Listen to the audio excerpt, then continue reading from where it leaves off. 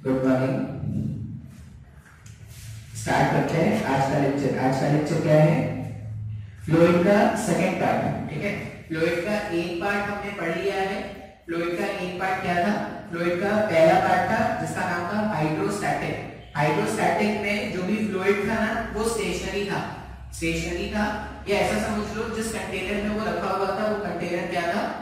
नहीं, कंटेनर वाला तो नहीं बोल सकते, फ्लूइड जो था वही स्टेशनरी था। एक हमने केस देखा था एक्सेलरेटिंग फ्लूइड का। उसमें क्या होता था? लिक्विड जिस कंटेनर में रखा होता था वो एक्सेलरेट कर रहा होता था। बात समझ में आ रहा है?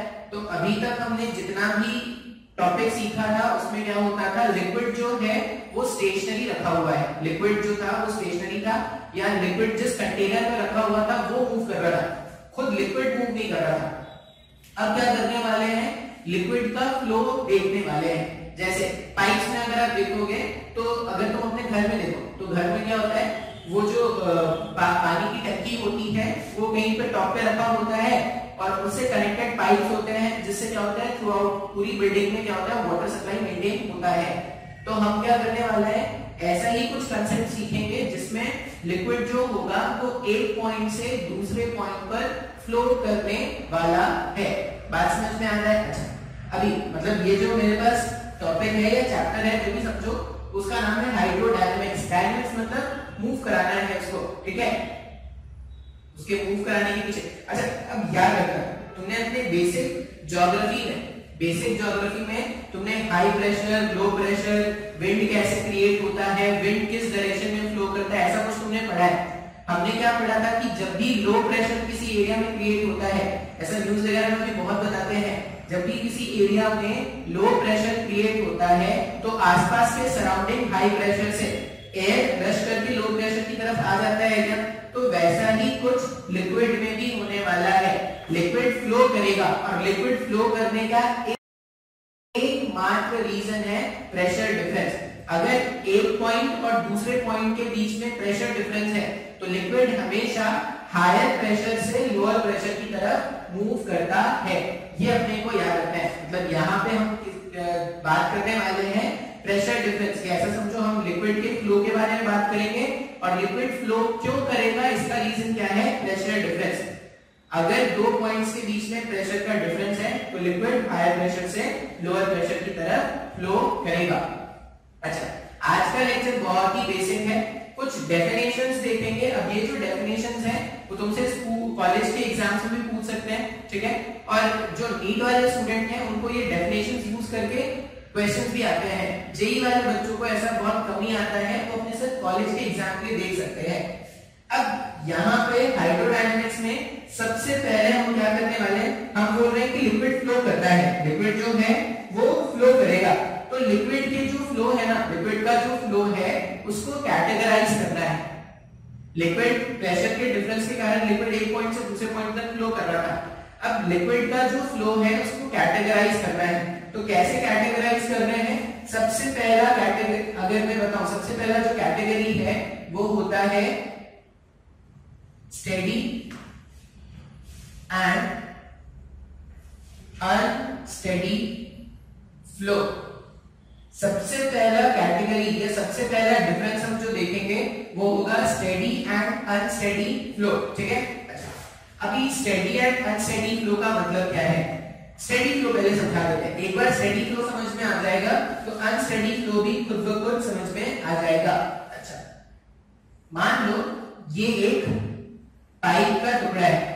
ठीक है, ये क्या है? एक पाइप का टुकड़ा है। बड़ी सी पाइप थी, हमने उसको क्या कर दिया? पढ़ने के लिए बीच से काट के निकाल दिया है। अपने काम के लिए ये जो म्युनिसिपैलिटी वाली जो पाइप जाती है ना उसको बीच से काट के ऐसे निकाल के रख लिया है। ठीक है, अब ये जो पाइप है इमेजिन कर रहे हैं कि इसमें लिक्विड फ्लो कर रहा है। हमने काट के बाहर निकाला है एनालाइज करने के लिए, लेकिन ये क्या है? लिक्विड इसमें इस पॉइंट से इस पॉइंट में फ्लो कर रहा था। मतलब ये जब यहां से लेके मतलब यहां पे भी पाइप का एलिमेंट होता, यहां पे भी पाइप का एलिमेंट होता, हमने क्या किया? स्टडी करने के लिए इतना पार्ट निकाल लिया है लेकिन लिक्विड इसमें फ्लो कर रहा है, ऐसा अपने को इमेजिन करना है। अब यहाँ पे ना मैं कुछ पॉइंट्स मार्क कर रहा हूं। मान लो ये पॉइंट है ए, यहाँ पे पॉइंट है बी और यहाँ कहीं पे पॉइंट सी। मैंने 3 पॉइंट्स मार्क कर लिए, पॉइंट ए, पॉइंट बी और पॉइंट सी। ठीक है, अच्छा, अभी जो लिक्विड के पार्टिकल्स हो गए, लिक्विड के पार्टिकल्स आपको इमेजिन क्या करना है, देखो लिक्विड पूरा ऐसे फ्लो कर रहा है, इस पॉइंट से स्टार्ट करता हुआ इस पॉइंट तक आ रहा है, लेकिन हमको क्या करना है, हमको इमेजिनेशन ऐसा रखना है कि हम लिक्विड के सिर्फ एक पार्टिकल को देख रहे हैं। वो जो पूरा पूरा लिक्विड मूव कर रहा था, हम सबके बारे में बात नहीं कर रहे हैं, हम किसके बारे में बात कर रहे हैं, सिर्फ लिक्विड के एक पार्टिकल के बारे में। मान लो लिक्विड का एक पार्टिकल है, ठीक है, मान लो ये लिक्विड का पार्टिकल है, ब्लू से मैंने दिखाया है, ठीक है, मान लो इस पार्टिकल का नाम है चुन्नू, मान लेते हैं, ठीक है, लिक्विड का एक पार्टिकल है जिसका नाम हमने क्या रख दिया, चुन्नू रख दिया। अब पूरा लिक्विड फ्लो कर रहा था, सबको नहीं देख रहे भाई, किसको देख रहे हैं, हमारे पास खतरनाक वाली इमेजिनेशन की शक्ति आ गई है और हम किसको सोच रहे हैं, सिर्फ ये चुन्नू पार्टिकल को सोच रहे हैं। अब ये चुन्नू पार्टिकल जो है, ये चुन्नू पार्टिकल पॉइंट ए से गुजरेगा, पॉइंट बी से गुजरेगा, पॉइंट सी से गुजरेगा और ऐसे बाहर निकल जाएगा, ऐसे कुछ होगा। ऐसा सपोज कर लो कि जब ये चुन्नू पॉइंट ए से गुजर रहा है उस समय इसका वेलोसिटी है v1, ऐसा मान लेते हैं जब ये पार्टिकल चुन्नू पॉइंट ए से गुजर रहा होगा इसका स्पीड है v1, ठीक है, या वेलोसिटी मान लो, इसका वेलोसिटी है v1। जब ये पॉइंट बी से गुजर रहा है तो इसका वेलोसिटी क्या है v2, और ये जब पॉइंट सी से गुजर रहा है तो इसका वेलोसिटी क्या है v3, ठीक है। अच्छा, चुन्नू आया, ए बी सी को क्रॉस कर लो, बाहर निकल गया। अब चुन्नू के बाद जो दूसरा पार्टिकल, ऐसा तो है नहीं कि लिक्विड में सिर्फ एक ही पार्टिकल से बहुत सारे पार्टिकल है, तो इसके पीछे बहुत सारे पार्टिकल होंगे, चुन्नू के पीछे है टुन्नू, नेक्स्ट पार्टिकल कौन आ गया, टुन्नू। अब भाई टुन्नू ने देखा कि चुन्नू आगे जा रहा है, अगर चुन्नू आगे जा रहा है तो टुन्नू को क्या मन करेगा, भाई मैं भी चलूंगा आगे, तो टुन्नू क्या करेगा, टुन्नू भी आगे चलना स्टार्ट करेगा। टुन्नू जैसे ही पॉइंट ए पर आया, मान लो इसका स्पीड भी v1 हो गया, पॉइंट बी पर आया स्पीड v2 हो गया, पॉइंट सी पे आया स्पीड v3 हो गया।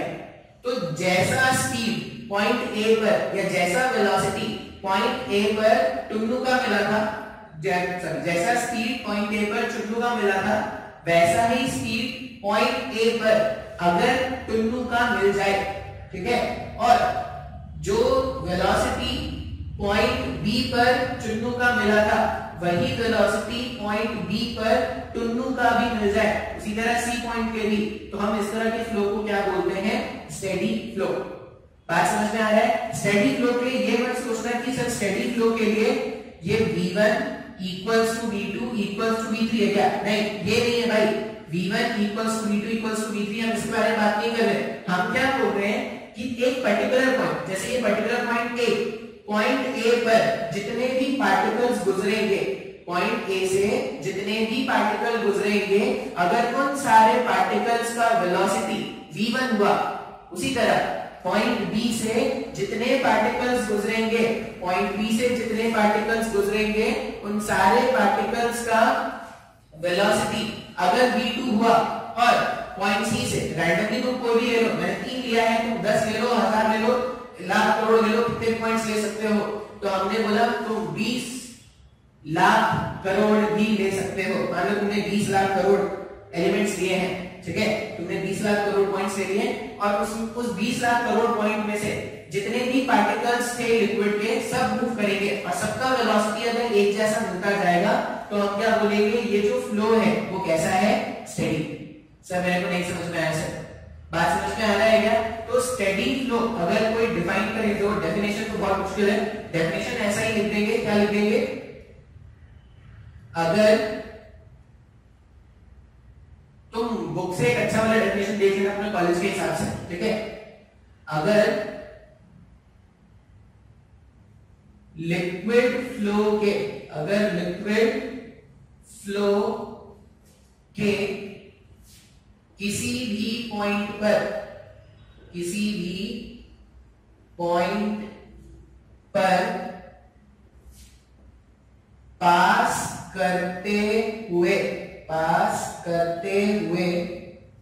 फ्लूइड के पार्टिकल्स, फ्लूइड के पार्टिकल्स के वेलोसिटी या फ्लूइड के पार्टिकल्स का वेलोसिटी एक जैसा है, एक जैसा है, तो फ्लो स्टेडी कहलाता है। तो फ्लो स्टेडी कहलाता है। ये डेफिनेशन है जो अपने को याद रखना है।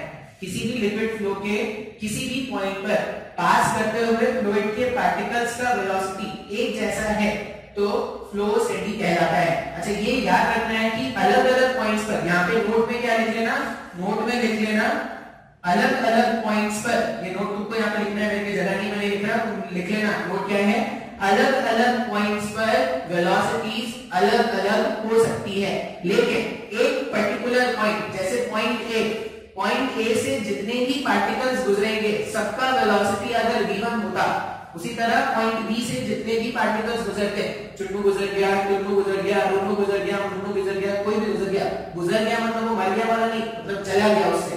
तो ए पॉइंट से जितने भी पार्टिकल्स पास हो गए, बी पॉइंट से जितने भी पार्टिकल्स पास हो रहे हैं, सबका वेलोसिटी, ए पॉइंट से अगर पास हो रहे हैं सबका वेलोसिटी v1 था, बी पॉइंट से पास हो रहे हैं सबका वेलोसिटी v2 है, तो इस तरह के फ्लो को हम क्या बोलते हैं, स्टेडी फ्लो। बात समझ में आया क्या? अच्छा, अब अगर स्टेडी फ्लो का डेफिनेशन तुमको समझ में आ गया है, तो अनस्टेडी फ्लो क्या होगा? अनस्टेडी फ्लो होगा कि चुन्नू का स्पीड अगर v1 है और टुन्नू का स्पीड v1 डैश हो गया, ए पॉइंट पर ही चुन्नू का स्पीड v1 है और टुन्नू का स्पीड या चुन्नू का वेलोसिटी, स्पीड मत बोलना, वेलोसिटी बोलना, वेलोसिटी v1 डैश हो गया, मतलब चुन्नू के वेलोसिटी से कुछ अलग हो गया, तो उस तरह के फ्लो को अपन क्या बोलते हैं, अनस्टेडी फ्लो। सर मेरे को कुछ भी नहीं समझ में आ रहा है डेफिनेशन। अरे बहुत ही सिंपल सा डेफिनेशन है भाई, एक पर्टिकुलर पॉइंट पकड़ लो और उस पर्टिकुलर पॉइंट में से जितने भी पार्टिकल्स गुजरे, उन सारे पार्टिकल्स का वेलोसिटी अगर एक जैसा है तो पार्टिकल का फ्लो क्या हो गया, या लिक्विड का फ्लो क्या हो गया, स्टेडी हो गया। अगर वेलोसिटीज अलग अलग होंगे तो फ्लो क्या हो गया, अनस्टेडी। बात समझ में आ रहा है? मैथमेटिकली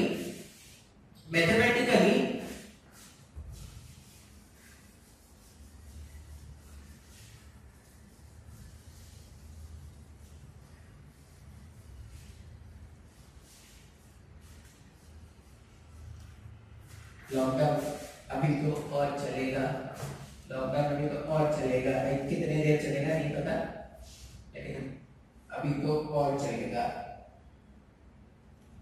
बहुत मुश्किल हालत हो गई है यार, क्या बता रहे थे? हाँ, मैथमेटिकली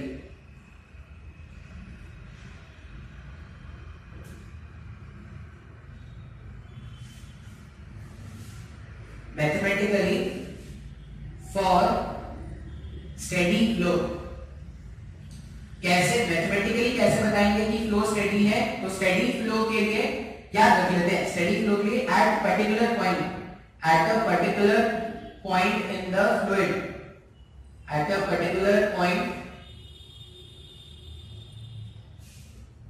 in the flow,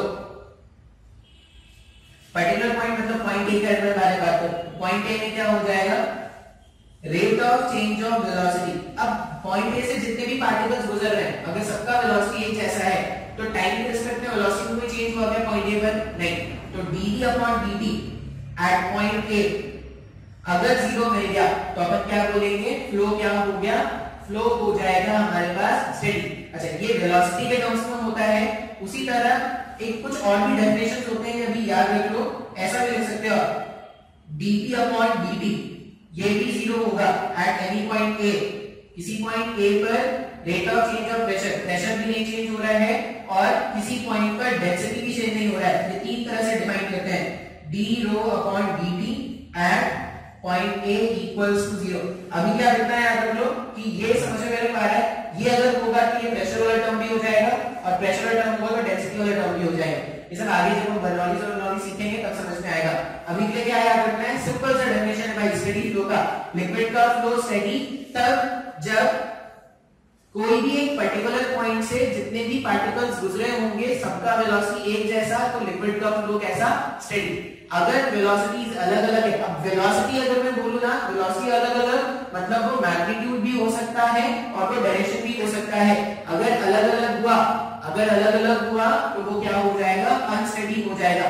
तो ये पहला क्लासिफिकेशन है लिक्विड फ्लो का, स्टेडी एंड अनस्टेडी। डायग्राम बनाना और ये सब लिखना। देखो जितना कुछ मैंने नोट में लिखा है ना, ये जितना कुछ मैंने अभी बोला है, वीडियो को पॉज कर करके जो भी मैंने बोला है उसको लिखना। बात समझ में आ रहा है? डेफिनेशन से भी क्वेश्चन आते हैं, जेई में तो बहुत कम होते हैं ऐसे चांस, लेकिन मेडिकल वाले स्टूडेंट्स को आता है कि भाई फ्लो लिक्विड का फ्लो स्टडी है, क्या है कैसे बताना है, तो ये प्रॉपर्टीज आपको याद रखनी पड़ेगी।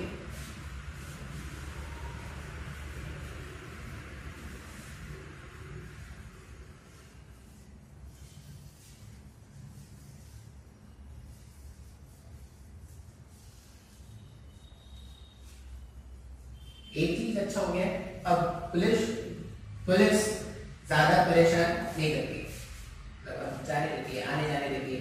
अभी भी वो हेलमेट गाड़ी लाइसेंस चेक करती है। मेरे पास कुछ भी नहीं होता, ना हेलमेट है ना लाइसेंस है ना कोई गाड़ी है मेरे पास। ये हाइड्रोडायनामिक्स में सेकंड क्लासिफिकेशन देखते हैं। सेकंड क्लासिफिकेशन क्या है? सेकंड क्लासिफिकेशन होगा, क्या होगा? Uniform and non uniform flow. Uniform and non uniform flow, ये second classification. Uniform flow and non uniform flow. एक डायग्राम से बताता हूं।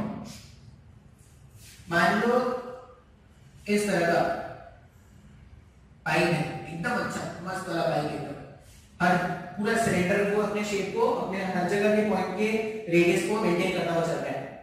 अब इस केस में अगर लिक्विड फ्लो करेगा ना, मान लो लिक्विड पॉइंट ए से गया, पॉइंट बी से गया, पॉइंट सी से गया एंड सो ऑन।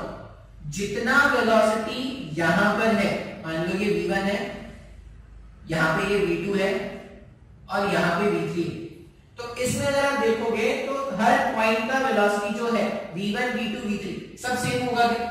जैसा क्रॉस सेक्शन यहां पे है वैसा ही क्रॉस सेक्शन यहां पे है, वैसा ही क्रॉस सेक्शन यहां पे है। तो लिक्विड जैसा यहां पे मूव करेगा वैसे ही यहां पे मूव करेगा, वैसे ही यहां पे मूव करेगा। तो अगर लिक्विड के किसी भी सेक्शन का वेलोसिटी एक जैसा मिलना स्टार्ट हो जाए तो फ्लो को क्या बोलेंगे? यूनिफॉर्म। यूनिफॉर्म ये बहुत ही आसान है, यूनिफॉर्म मतलब कांस्टेंट, ऐसे ही तो पढ़ा था ना यूनिफॉर्म वेलोसिटी। तो यूनिफॉर्म फ्लो का मतलब हो गया, अगर मुझे याद रखना है यूनिफॉर्म फ्लो, तो ये डायग्राम याद रखना। और क्या बोलेंगे? लिक्विड के किसी भी सेक्शन, लिक्विड के किसी भी सेक्शन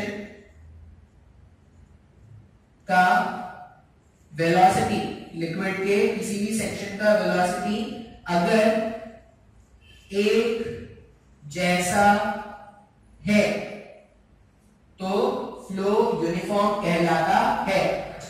नॉन यूनिफॉर्म क्या होगा? मान लो ऐसा है,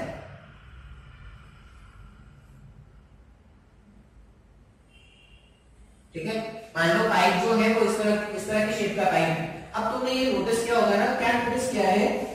जब अपन गार्डनिंग कर रहे होते हैं या पेड़ों को जो पानी दे रहे होते हैं, या बाइक जब भी आप कार धो रहे होगे, बाइक धो रहे हो घर में, अगर धो रहे होगे तो या कूलर में पानी भर रहे होगे तो पाइप की हेल्प से अपन क्या करते हैं? पानी नल से पानी को लेकर मूव कराते हैं, ऐसे ही तो करते हैं। तो जैसे तुम पाइप के माउथ को, ये जो पाइप का माउथ होता है उसको जब तुम प्रेस करते हो तो लिक्विड जो होता है वो ज्यादा रेट से बाहर आना स्टार्ट हो जाता है। ऐसा लगता है कि वो ज्यादा स्पीड से बाहर आ रहा है, हाँ या ना? ये फील क्या होगा? नोटिस किया होगा, जैसे तुमने उसके पाइप को प्रेस कर दिया तो लिक्विड के जो फ्लो होने का स्पीड होता है वो बढ़ जाता है क्या? तो यहाँ पर इसका यह मतलब है कि जितना फ्लो स्पीड या जितना वेलोसिटी यहाँ पर था उतना ही वेलोसिटी यहाँ पे तो नहीं होगा। तो इस पॉइंट पर अगर मैं बात करूं, मान लो ये पॉइंट ए है, ये पॉइंट बी है और ये पॉइंट सी है। तो पॉइंट ए, पॉइंट बी और पॉइंट सी, तीनों पॉइंट्स के वेलोसिटीज अगर मैं कंपेयर करूंगा तो तीनों पॉइंट के वेलोसिटीज मेरे को अलग-अलग मिलने वाले हैं क्या? अगर तीनों पॉइंट के वेलोसिटीज, मान लो यहाँ पे v1 not equal to v2 होता, नॉट इक्वल टू v3 होता, यहाँ पे स्पीड v1 मिला, यहाँ पे v2 मिला, यहाँ पे v3 मिला। अगर v1 v2 v3 इनके वैल्यूज अलग-अलग होंगे तो इस तरह के फ्लो को हम क्या बोलते हैं? Non uniform flow. बात समझ में आ रहा है क्या? ये हमारे पास नॉन यूनिफॉर्म फ्लो हो गया और ये क्या हो जाएगा? Uniform flow. अच्छा, यूनिफॉर्म फ्लो अगर तो देखोगे ना तो ये स्टेडी भी है। क्यों? क्योंकि जितने भी लिक्विड के पार्टिकल्स यहां से मूव करते हैं सबका स्पीड तो v1 ही होगा। जितने भी लिक्विड के पार्टिकल्स यहां से मूव करते सबका स्पीड v2 होता। तो यूनिफॉर्म फ्लो जो होता है, ठीक है, यूनिफॉर्म फ्लो जो होता है वो स्टेडी फ्लो भी हो सकता है। बात समझ में आया है? तो ये मेरे पास सेकंड टाइप का क्लासिफिकेशन है। सेकंड टाइप का क्लासिफिकेशन हमने कैसा किया? Uniform and non uniform flow के नाम से, ठीक है। अच्छा, नेक्स्ट क्लासिफिकेशन देखने के लिए एक और डेफिनेशन सीखना। ये सब बेसिक बेसिक छंटू छंटू डेफिनेशंस है, थोड़ा बहुत देख लेते हैं ना, कोई खास काम का होता नहीं है।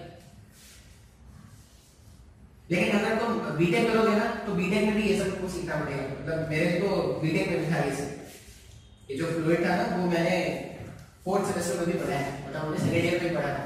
और उसे बैक आई थी, बैक इसलिए आई थी क्योंकि मेरे को हमेशा ऐसे लगता था कि ये तो बहुत ही आसान है, 12th में तो पढ़ाई, 12th में तो पढ़ाई, 12th में तो पढ़ाई, ऐसा मैं सोचता रहता था।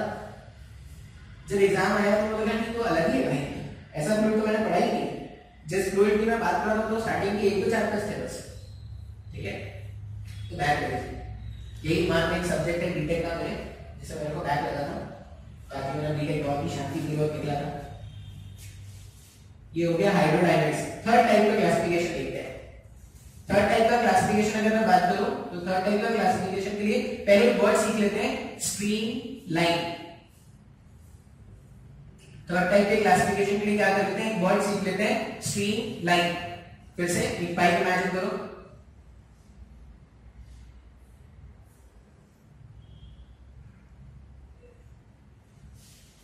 एक पाइप का मैंने टुकड़ा इस तरह से इमेजिन किया है। अब क्या है ना, लिक्विड इसमें फ्लो कर रहा था, ऐसा नहीं है कि लिक्विड फ्लो नहीं कर रहा भाई, पाइप को थोड़ी वाले से रख दिया, नहीं, ये बीच में से मैंने उठा लिया पाइप को। अब लिक्विड इसमें फ्लो कर रहा है, लिक्विड के सिर्फ एक पार्टिकल, मान लो जो चुन्नू है, ठीक है, वो जो चुन्नू है, चुन्नू जो है मूव कर रहा है। अब चुन्नू मूव कर रहा है, इमेजिन करो, तो चुन्नू क्या कर रहा होगा, एक पाथ फॉलो कर रहा होगा ऐसे। डॉक्टर से बताता है, चुन्नू जो होगा वो एक पाथ फॉलो कर रहा है, हाँ या ना। अब चुन्नू जिस पाथ को फॉलो करता हुआ मूव कर रहा है, इस पाथ को ही अपन क्या बोलते हैं, स्ट्रीम लाइन, ठीक है। ये बिल्कुल वैसा ही है पाथ ऑफ ट्रेजेक्टरी के जैसा। जैसे पार्टिकल, जब हमने प्रोजेक्टाइल पढ़ा था तो प्रोजेक्टाइल इस तरह से मूव करता रहता था। अब इसके पाथ को जब ट्रेस करते थे तो उसको क्या बोलते थे, ट्रेजेक्टरी बोलते थे क्या, हाँ या ना। तो ये जो स्ट्रीम लाइन होता है लिक्विड में, वो बिल्कुल ट्रेजेक्टरी के जैसा है। वो जो पार्टिकल चुन्नू था, चुन्नू पार्टिकल मूव करता गया, अपन डॉटेड लाइन से बनाते गए, जहां गया वहां पे डॉटेड लाइन। बोलो सर कितने लिक्विड के पार्टिकल्स में एक लिक्विड की एक पार्टिकल कैसे मैच कर रहा है, तो कंसेप्ट है भाई, मान लेते हैं। एक पार्टिकल को देखा, उसके पाथ को ट्रेस करते गए, ट्रेस करते गए, जैसे जैसे ट्रेस करते गए जो लाइन फॉर्म हो गया उसको हम क्या बोलते हैं, स्ट्रीम लाइन, ठीक है। ऐसे ही क्या होगा, कुछ और पार्टिकल्स के आप देखोगे तो ऐसे बनेंगे, कुछ और पार्टिकल्स के देखोगे तो ऐसे बनेंगे, सो ऑन, इस तरह से बनते जाएंगे क्या। तो यहाँ पे ये पार्टिकल 1 का था, ये पार्टिकल 2 का था, ये पार्टिकल 3 का था। इस तरह से मैंने 3 पार्टिकल की स्ट्रीम लाइन बना दिए हैं, ठीक है। अब ये स्ट्रीम लाइन की इंपॉर्टेंस क्या है, क्या याद रखना है, स्ट्रीम लाइन याद रखना। स्ट्रीम लाइन जो है, stream line is similar to path of trajectory. इसके जैसा है, स्ट्रीम लाइन जो है वो पाथ ऑफ ट्रेजेक्टरी के इक्वल है। और इसकी प्रॉपर्टी भी वैसी है भाई, जैसे ट्रेजेक्टरी में किसी भी पॉइंट पर अगर अपन टैंजेंट ड्रॉ कर देते थे तो उस पॉइंट का वेलोसिटी मिल जाता था क्या, वैसा ही यहां पे भी है। यहां पे भी अपन क्या बोलेंगे कि tangent at any point, tangent at any point in the streamline, gives the direction of liquid velocity, gives the direction of liquid velocity or flow velocity at that point,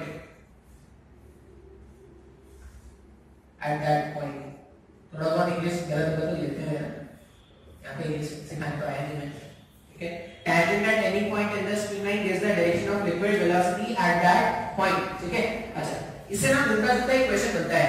ऐसा क्वेश्चन तुमने क्या किया होगा, मैग्नेटिज्म में भी देखा होगा। Magnetism में तुमने ये पढ़ा था कि two magnetic field lines never intersect each other, हां या ना, ऐसा कुछ पढ़ा है क्या? अच्छा, क्यों पढ़ा? अपन क्यों बोलते थे कि दो मैग्नेटिक लाइन जो फील्ड लाइंस है, मैग्नेटिक फील्ड लाइंस ऐसे इंटरसेक्ट नहीं कर सकते। क्यों? क्योंकि मैग्नेटिक फील्ड लाइंस के जो टैंजेंट होते थे, मैग्नेटिक फील्ड लाइंस पर जो टैंजेंट बनते थे वो उस पॉइंट पर फील्ड का डायरेक्शन बताते थे। जैसे अगर ये मैग्नेटिक फील्ड लाइन है, अगर मैं यहाँ पे टैंजेंट ड्रॉ करता तो ऐसा होता, और इस वाले कर्व पे अगर मैं टैंजेंट ड्रॉ करता तो ऐसा होता है। ये सब तुमने पढ़ा होगा क्लास 10 में। तो दो मैग्नेटिक फील्ड लाइंस इंटरसेक्ट इसलिए नहीं करते थे क्योंकि जिस पॉइंट पर इंटरसेक्शन होता उस पॉइंट पे दो टैंजेंट बन सकते हैं क्या? अगर दो टैंजेंट बन सकते हैं तो दो डायरेक्शन फील्ड के एक ही साथ पॉसिबल नहीं होता, इसलिए गलत कांसेप्ट है क्या? तो वैसा ही कुछ स्ट्रीमलाइन के साथ भी होता है। स्ट्रीमलाइन में अपन क्या करेंगे, एक नोट याद रखेंगे, two streamlines never intersect each other. Two streamlines never intersect each other। क्यों नहीं कर रहे? क्योंकि अगर ये इंटरसेक्ट करना स्टार्ट कर देते तो एक पर्टिकुलर पॉइंट पे लिक्विड फ्लो के दो वेलोसिटीज आ जाते हैं। एक पर्टिकुलर पॉइंट पे लिक्विड फ्लो के दो वेलोसिटीज, ये ऐसा ही हो गया कि तुम एक पॉइंट पे, मान लो तुम यहाँ गए हो, तुम इधर भी जाना चाहते हो, इधर भी जाना चाहते हो, पॉसिबल है क्या? तुम या तो इस डायरेक्शन मूव कर सकते हो या इस डायरेक्शन मूव कर सकते हो। तुम दोनों डायरेक्शन में क्या टूट के ऐसे आधा हो जाओगे? नहीं, ऐसा तो नहीं हो सकता। तो हमने क्या बोला कि दो स्ट्रीमलाइंस जो है वो आपस में इंटरसेक्ट नहीं कर सकते। स्ट्रीमलाइन का मतलब समझ में आ रहा है क्या? स्ट्रीमलाइन का मतलब है जो भी पार्टिकल था, लिक्विड का पार्टिकल जिस पाथ में मूव कर रहा था उसको ट्रेस करते गए, जो लाइन बना उसको हम क्या बोलेंगे? स्ट्रीमलाइन। अब आखिरी क्लासिफिकेशन जो फ्लो का है वो स्ट्रीमलाइन एंड टर्बुलेंट है, ठीक है। अब अपने सिलेबस में ना हम सिर्फ अच्छी बातें करेंगे। अच्छी बातें करेंगे मतलब हम स्टेडी फ्लो के बारे में बात करेंगे, हम नॉन स्टेडी फ्लो या अनस्टेडी फ्लो के बारे में बात नहीं करेंगे। हम क्या करेंगे? यूनिफॉर्म फ्लो के बारे में बात करेंगे, नॉन यूनिफॉर्म फ्लो के बारे में बात बहुत कम करेंगे। हम स्ट्रीमलाइन फ्लो के बारे में बात करेंगे, टर्बुलेंट फ्लो के बारे में बात नहीं करेंगे। देखते हैं नेक्स्ट क्लासिफिकेशन जो है वो है streamline flow. Streamline flow and turbulent flow। Streamline flow and turbulent flow, इसको एक एग्जांपल से समझो। स्ट्रीमलाइन फ्लो और टर्बुलेंट फ्लो को एक एग्जांपल से समझो। जब टैप, हमने एक टैप ओपन किया, अगर टैप मैंने ओपन किया तो जब टैप का स्पीड, ठीक है, टैप का स्पीड बहुत ज्यादा नहीं होता तो लिक्विड बहुत ही आराम से एकदम एक सुधरे हुए बच्चे की तरह मूव करती है। एक लाइन में सारे पार्टिकल्स चलते हुए दिख रहे हैं, हाँ या ना? लेकिन जैसे तुम टैप का स्पीड बहुत ज्यादा कर देते हो, कुछ इधर भाग रहे हैं, कुछ इधर भाग रहे हैं, कुछ इधर भाग रहे हैं, ऐसे अजीब भागना स्टार्ट करते हैं। देखा ही होगा भाई, नोटिस किया होगा, नहीं देखा होगा घर जाना टैप खोल के देखना। अच्छा सवाल है, इसमें भी साइंस है। टैप खोलने में, टैप खोलना, टैप का स्पीड अगर कम है, टैप का स्पीड अगर कम है तो तुम नोटिस करोगे कि वो जो लिक्विड है ना बहुत ही आराम से मूव कर रहा है, ठीक है। लेकिन जैसे ही टैप का स्पीड थोड़ा ज्यादा कर दो तो जो लिक्विड के पार्टिकल्स हैं वो अजीब भागने स्टार्ट हो जाएंगे। कुछ पानी बकेट में गिर रहा है, कुछ पानी बकेट के बाहर जा रहा है, नोटिस किया होगा। तो यहाँ पे अपने को क्या करना है? Streamline flow and turbulent flow के बारे में बताना है। तो स्ट्रीमलाइन फ्लो और टर्बुलेंट फ्लो, इसको डिफाइन करने के लिए टर्म सीखते हैं, क्रिटिकल वेलोसिटी। जैसे हर टैप के लिए एक क्रिटिकल वेलोसिटी होता है। क्या? क्रिटिकल वेलोसिटी से अगर फ्लो स्पीड कम है तो लिक्विड क्या करेगा? एकदम स्ट्रीमलाइन में मूव करेगा, एक के बाद एक एंड सो ऑन, इस तरह से मूव करेगा। लेकिन अगर फ्लो स्पीड क्रिटिकल स्पीड से ज्यादा हो गया तो लिक्विड जो होगा वो टर्बुलेंट हो जाएगा, वो इधर उधर भागना स्टार्ट कर देगा। बात समझ में आ रहा है? तो अपन क्या बोलेंगे कि if flow speed is less than critical speed, if flow speed is less than critical speed, flow is line और वाइस वर्सा लिख देता हूं, और वाइस वर्सा। ठीक है, वाइस वर्सा क्यों लिख रहे हैं? क्योंकि अगर स्पीड क्रिटिकल से कम था तो वो क्या कर रहा था, वो स्ट्रीमलाइन बना रहा था। अगर क्रिटिकल से ज्यादा होता तो वो क्या होता, टर्बुलेंट होता। बात समझ में आ रहा है? अभी अगर मैं बोलूं कि मान लो एक पाइप है, इसका बेसिक एग्जांपल से समझ लो इसमें क्या होता है। मान लो तुमने टैप से एक पाइप लगा दिया, पाइप कनेक्ट कर दिया, और टैप जो है वो कंटिन्यूअसली वाटर फ्लो करा रहा है, फ्लो करा रहा है, फ्लो करा रहा है। अब जैसे ही तुम देखोगे, अगर वाटर फ्लो कंटिन्यूअस रेट से हो रहा है, वाटर फ्लो अगर कंटिन्यूअस रेट से हो रहा है, तो तुम लिक्विड अगर अंदर में कुछ ट्रांसपेरेंट पाइप आता है उसमें देखना लिक्विड एकदम आराम से मूव कर रहा है, ऐसे ऐसे ऐसे ऐसे मूव कर रहे हैं। इस तरह के फ्लो को अपन क्या बोल रहे हैं, स्ट्रीमलाइन। एकदम आराम से लिक्विड जब मूव कर रहा है उसको बोल रहे हैं स्ट्रीमलाइन। अब जब तुम टैप के स्पीड को कम या ज्यादा करना स्टार्ट करोगे, जैसे ही कम करना स्टार्ट करोगे या ज्यादा करना स्टार्ट करोगे, तो क्या होगा, लिक्विड अपने पाथ से डिविएट होने स्टार्ट हो जाएंगे। अब वो अपने वो स्ट्रीमलाइन से डिविएट होने स्टार्ट हो जाएंगे। तो जब वो स्ट्रीमलाइन को मेंटेन करते हुए चलते हैं तो उसका फ्लो स्ट्रीमलाइन फ्लो है। जब वो स्ट्रीमलाइन से अलग अलग मूव करना स्टार्ट करते हैं तो उसको अपन क्या बोलते हैं, टर्बुलेंट फ्लो। ये 6 डेफिनेशंस है। 6 डेफिनेशन मैंने तुमको समझाने की कोशिश की है। डेफिनेशन तुम क्या करना, कोई भी बुक से चाहो तो तुम रेफर कर सकते हो कि डेफिनेशंस क्या है, steady, unsteady, uniform, non uniform और स्ट्रीमलाइन एंड टर्बुलेंट। अब हम क्या करेंगे, हम most of the time steady streamline flow के बारे में बात करेंगे। मोस्ट ऑफ द टाइम या मोस्ट ऑफ द क्वेश्चन हमारे जो होंगे वो स्टेडी स्ट्रीमलाइन फ्लो के ऊपर होंगे। टर्बुलेंट फ्लो ये सब हायर क्लासेस में सीखते हैं, ठीक है, वहां पे हायर ऑर्डर मैथमेटिक्स चाहिए होता है, तो उतना अभी नहीं जानते होंगे, डिफरेंशियल कैलकुलस और ये सब जानना है। इसलिए हम क्या करने वाले हैं, सिर्फ बेसिक बातें करेंगे। या ऐसा समझ लो कि फ्लो जो होगा वो स्टेडी होने वाला है। 90% टाइम जो होगा, 90% टाइम फ्लो क्या होने वाला है, स्टेडी होने वाला है, स्ट्रीमलाइन होने वाला है। बात समझ में आया है क्या? तो ये बेसिक डेफिनेशंस हैं फ्लो के बारे में जो मैंने आपको बताए हैं, ठीक है। बेसिकली मैंने 7 टर्म्स मैंने आपको बताया। 7 टर्म्स कैसे, 3 क्लासिफिकेशन और एक क्रिटिकल वेलोसिटी, ठीक है। रेनॉल्ड्स नंबर भी होता है, ये सब भी होता है, बेकार नंबर की बातें होते हैं, ठीक है, वो सब भी आप देख सकते हो क्या होता है, वो सब क्लासिफिकेशन भी होता है।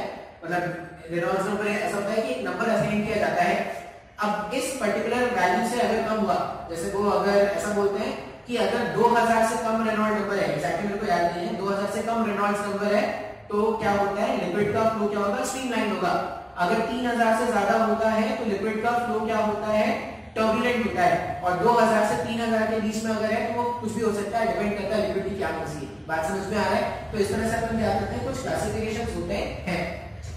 अब हम अपने चैप्टर में आएंगे, या सबसे पहला कांसेप्ट सीखेंगे। अभी तक तो हमने क्या किया है, सिर्फ बेकार बातें की हैं। अब हम पहला कांसेप्ट सीखेंगे या पहले टाइप का प्रॉब्लम देखेंगे।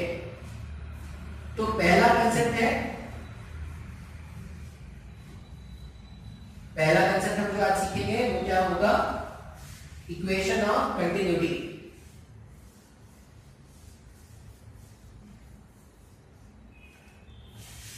Equation of continuity, equation of continuity, equation of continuity. एक बार देख लो, रिकॉर्ड हो रहा है, बहुत डर लगता है, बार कौन रिकॉर्ड करवाएगा, हो रहा है रिकॉर्ड हो रहा है। इक्वेशन ऑफ कंटिन्यूटी, इसके बारे में बात करते हैं। ये क्या होता है, मान लो पाइप का एक सेक्शन लेना है, ठीक है, पाइप ऐसा था, ऐसा कोई पाइप है, पाइप का मैंने एक सेक्शन लिया है। तुम पाइप ऐसा भी इमेजिन कर सकते हो भाई, तुम अपना पाइप भी बना सकते हो।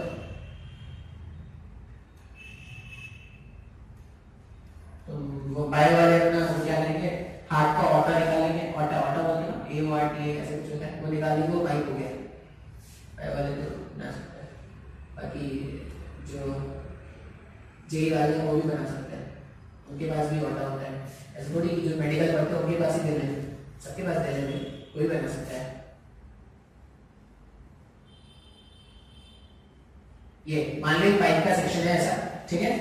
अब अगर मैं बोलूं कि फ्लो स्टेडी है, फ्लो स्टेडी है, स्ट्रीमलाइन फ्लो चल रहा है, ठीक है, तो फ्लो स्टेडी होने का मतलब है कि कुछ टाइम पर यहां पे जो लिक्विड एंटर किया, ठीक है, मान लो हमने बोला कि फ्लो स्टेडी है, तो यहाँ पे क्या होगा, कुछ लिक्विड एंटर करेगा। अच्छा, इसका खुद का वॉल्यूम क्या है, इसका खुद का वॉल्यूम जो है वो कांस्टेंट है क्या, मतलब ये जो पाइप है ना, पाइप का शेप चेंज नहीं हो रहा है, तो इसका खुद का वॉल्यूम क्या है, कांस्टेंट है। अच्छा, खुद का वॉल्यूम कांस्टेंट है, मतलब किसी इंस्टेंट ऑफ टाइम पर ये particular amount of liquid he contain करके रख सकता है, हाँ या ना। अगर मैं दोनों की जो पाइप है उसका वॉल्यूम कांस्टेंट है, तो किसी पर्टिकुलर इंस्टेंट ऑफ टाइम पर ये पर्टिकुलर अमाउंट ऑफ वॉल्यूम को ही कंटेन करके रख सकता है। अच्छा, अभी अगर मैंने बोला कि किसी टाइम पर इसमें डेल्टा एम का लिक्विड अगर एंटर किया होगा और इसका वॉल्यूम कांस्टेंट है, इसका वॉल्यूम कांस्टेंट है, यहाँ पे लिक्विड का डेंसिटी मान लो कांस्टेंट है, तो इसमें जो मास कंटेन होगा किसी भी टाइम पर वो कांस्टेंट रहना है। अगर इसमें जो मास कंटेन है वो कांस्टेंट रखना है किसी भी टाइम पर, इसका मतलब जितना मास ऑफ लिक्विड एंटर करेगा किसी भी टाइम पर, उतना ही मास of liquid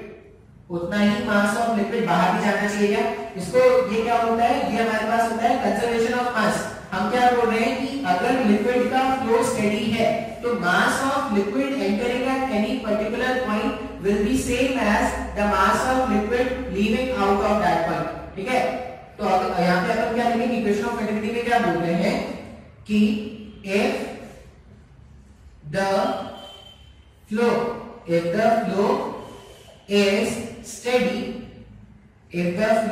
is steady, then amount of liquid, amount of liquid entering at any section will be equal to the amount of liquid leaving।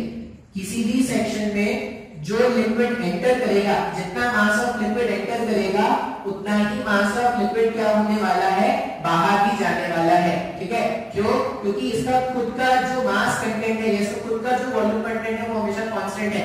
तो ऐसा समझ लो कि जितना मास यहाँ से एंटर करेगा या जितना वॉल्यूम ऑफ लिक्विड यहाँ से एंटर करेगा उतना ही वॉल्यूम ऑफ लिक्विड यहाँ से भी बाहर जाना चाहिए। ठीक है, अच्छा, अब इसको मैथमेटिकली अगर अपन एक्सप्लेन करें ना, तो मैथमेटिकली एक दफा एक्सप्लेन, ये तो नोट कर लेना, इसको मैथमेटिकली कैसे लिखते हैं वो देखो। अच्छा, एक टर्म आपको मिलेगा कि लिक्विड इज इनकंप्रेसिबल। कभी भी अगर तुमको फ्लूइड में ऐसा मिल जाए कि लिक्विड इज इनकंप्रेसिबल, इसका मतलब ये समझ लेना कि लिक्विड का डेंसिटी जो है वो यूनिफॉर्म है। थ्रू आउट लिक्विड का डेंसिटी कैसा है, यूनिफॉर्म है, कांस्टेंट है। तो क्या नहीं रुका शायद कभी भी ये कुछ टर्म्स होंगे जो तुमको मिलेंगे, इसे नोट करके लिख लेना। नोट करके क्या लिखोगे, कभी भी तुमको अगर ऐसा लिखा हुआ मिल जाए कि लिक्विड इज इनकंप्रेसिबल, इसका मतलब क्या है, लिक्विड की डेंसिटी यूनिफॉर्म है, वो समय के साथ चेंज नहीं हो रही। बात समझ में आ रहा है? तो यहाँ पे फ्लो स्टेडी है, लिक्विड इनकंप्रेसिबल है, ये सब गिवन है, तभी हम फाइंड कर रहे हैं। हमने क्या बोला, जो भी मास एंटर करेगा वो मास बाहर जाने वाला है। मान लो यहाँ पे डेल्टा m1 एंटर किया और ये डेल्टा m2 बाहर जा रहा है, तो इक्वेशन ऑफ कंटिन्यूटी क्या होता है कि जितना मास एंटर है उतना बाहर भी जाना चाहिए। अच्छा, मास को अपन क्या लिख सकते हैं, मास को अपन लिख सकते हैं density at point 1 into density into volume लिखेंगे ना मास को, volume at point 1 equals to density at point 2 into volume at point 2। लिख सकते हैं क्या ऐसा, हाँ या ना? Mass entering per unit time, यहाँ पे ऐसा होता है किसी भी इंस्टेंट ऑफ टाइम पर जो मास एंटर किया और किसी भी इंस्टेंट ऑफ टाइम पे जो मास बाहर गया, तो उसको अपन क्या लिखने वाले, मास एंटरिंग पर यूनिट टाइम। मान लो डेल्टा टी यहाँ पे लिख रहे हैं और उसी टाइम पे उसमें से कितना मास निकला, तो डेल्टा m2 मास बाहर निकला, तो यहाँ पे भी मैंने डेल्टा टी से डिवाइड कर दिया और यहाँ पे भी मैंने क्या कर दिया, डेल्टा टी से डिवाइड कर दिया। अच्छा, अगर लिक्विड जो है वो इनकंप्रेसिबल है, इसका मतलब ρ1 और ρ2 का वैल्यू सेम है क्या? लिक्विड अगर इनकंप्रेसिबल है तो ρ1 और ρ2 का वैल्यू क्या हो जाएगा, सेम हो जाएगा।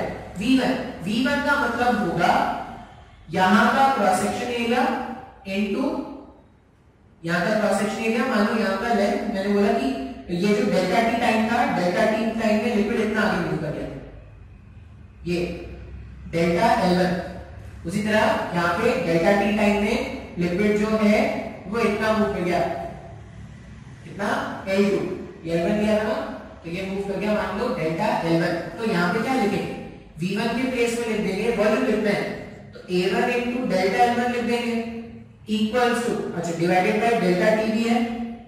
V2 के प्लेस में क्या लिख देंगे, A2 into delta L2 divided by delta T.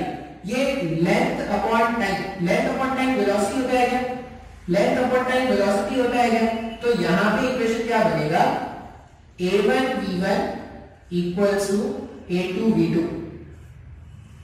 कैसे डिराइव किया हमने क्या बोला कि अगर लिक्विड मूव कर रहा है, एक पाइप के सेक्शन में लिक्विड एक पॉइंट से दूसरे पॉइंट तक अगर जा रहा है, तो किसी भी टाइम पर जितना लिक्विड का मास एंटर करेगा उतना ही लिक्विड का मास बाहर भी जाना चाहिए। मैंने मास को क्या लिख दिया, density into volume, density into volume. अब सिंस लिक्विड जो है वो इनकंप्रेसिबल है, अगर लिक्विड इनकंप्रेसिबल है तो ρ1 और ρ2 के वैल्यूज को अपन क्या कर देंगे, कैंसिल आउट कर देंगे।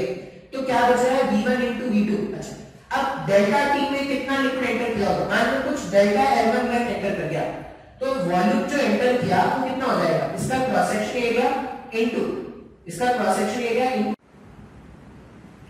ये बता रहे थे, ठीक है। वो वीडियो बीच में रुक गया था, पता नहीं कहां तक रिकॉर्ड हुए हैं, देखना पड़ेगा बाद में, एक बार वापस से बता देते हैं उसको। इसमें हमने क्या बोला था कि किसी इंस्टेंट ऑफ टाइम पे जितना मास यहाँ पे एंटर करेगा, उसी इंस्टेंट ऑफ टाइम पर उतना ही मास ऑफ लिक्विड वहां से बाहर भी जाना है, ठीक है।